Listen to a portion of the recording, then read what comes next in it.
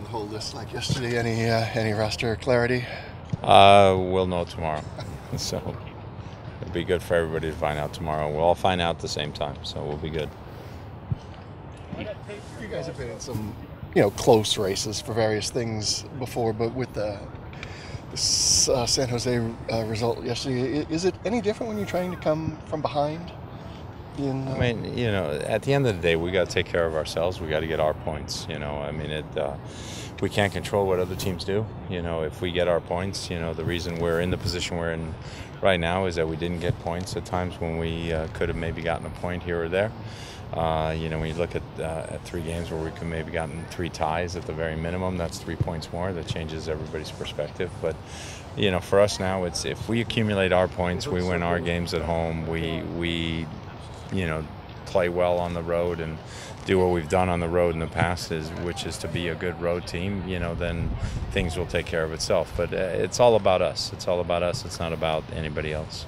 I know you're purely mathematical and don't use the must-win term lightly, and I guess tomorrow it's not literally must-win, but it's about as close as they come, isn't it? No, these are, these for us are, these are all playoff, pre-playoff games. There are no playoffs if we don't start getting points. So we need to get after it. We need to get the points. Certainly watching Portland, they look like a very different team just in terms of their style and everything else. I mean, are they that different from the team that you guys would have played last year just in terms of their approach and trying to prepare for how they play? They're definitely a team that's a little more direct than they have been in the past. So they're a team that, they were a team that always wanted to make sure that they had the possession percentage on their side of the equation at the end of the game.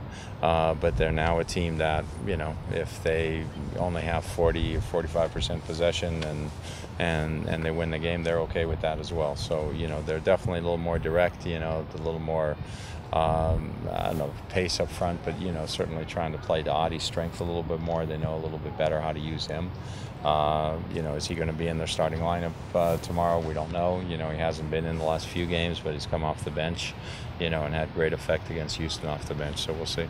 And how does not having Chara affect the way that they play? I know he's very important to what they try to do, it seems like.